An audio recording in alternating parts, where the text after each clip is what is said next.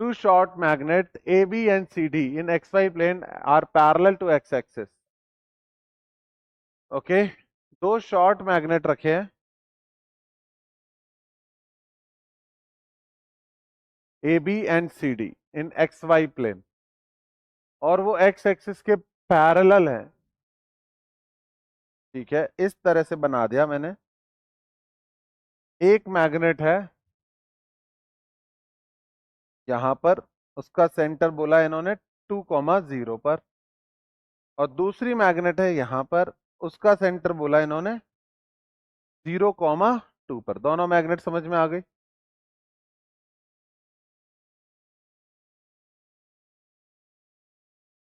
Line joining north south pole of CD, ये AB है,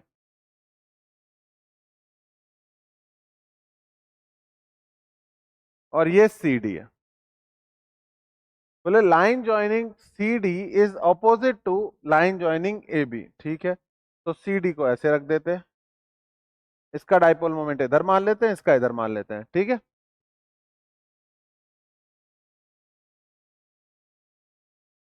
अब पूछा क्या है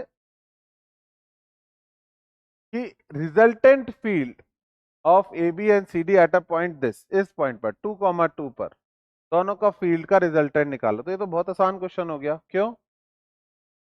क्योंकि इसका मैग्नेटिक फील्ड इस तरफ होगा, इसका मैग्नेटिक फील्ड इस तरफ होगा, इसका ऐसे ऐसे ऐसे ऐसे घूमता हुआ आएगा, और इसका एक्सियल पोजीशन पे डाइपोल के सेम डायरेक्शन में होगा। मैं कलर से दिखा देता हूँ।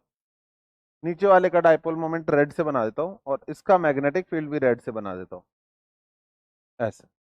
तो एक केस में दोनों के मैग्नेटिक फील्ड जुड़ जाएंगे, and I am pretty sure उसके बाद बोलेंगे वो कि when the pole of magnet CD are reverse, एक को उल्टा दिया तो अब नया मैग्नेटिक फील्ड इतना है। तो बच्चों,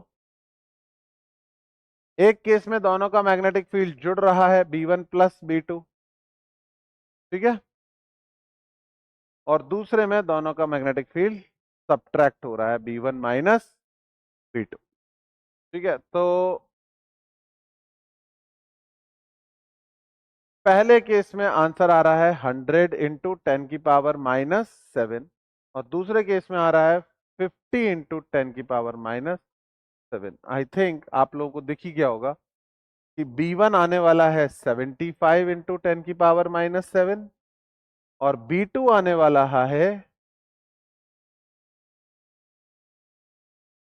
25 इंटू 10⁻⁻7। टेस्ला टेस्ला दोनों। ओके, तो B1 B2 भी हो गए। अब पूछा क्या है कि value of magnetic moments. Okay, तो मैग्नेटिक मोमेंट के लिए हमारे पास फॉर्मूला है एक्सियल पोजीशन के लिए। ठीक है, इसका हमने इसको 1 मान रहे हैं हम अपने क्वेश्चन में, B1 इसका ले रहे हैं, और इसका B2। ठीक है, इसको 2 मान रहे हैं। कुछ भी लिख सकते थे, मैंने ऐसे लिखा। एक्सियल पोजीशन पर जो हम CD के लिए यूज करेंगे, फॉर्मूला होता है μ0/4 पाई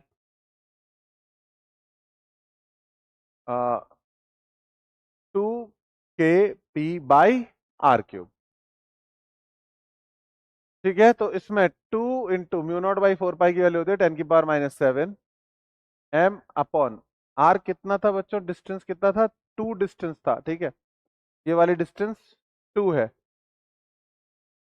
अपॉन 2 का क्यूब 8। ये किसके बराबर बोला है? 75 इंटू 10⁻⁻7। तो इससे तो बहुत ही आसान कैलकुलेशन आ गई।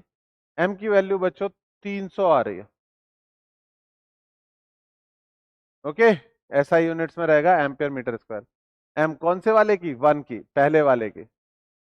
अब दूसरे वाले की वैल्यू, उसके लिए हमें जब AB के लिए लिखना है तो हम इक्वेटोरियल वाला फॉर्मूला लेंगे, और वो होता है -KP/r³। ओके, तो इस वाले का मैग्नीट्यूड कितना पुट करना है? 25 इंटू 10⁻⁻7। तो फिर से 10⁻⁷ इंटू एम बाई इसकी भी डिस्टेंस 2 ही है तो 8 इज इक्वल टू 25 इंटू 10⁻⁷। इसमें m की वैल्यू आ रही है मेरी 200। आई होप दोनों समझ में आए हो बच्चों, नोट डाउन कर लो इसको फटाफट।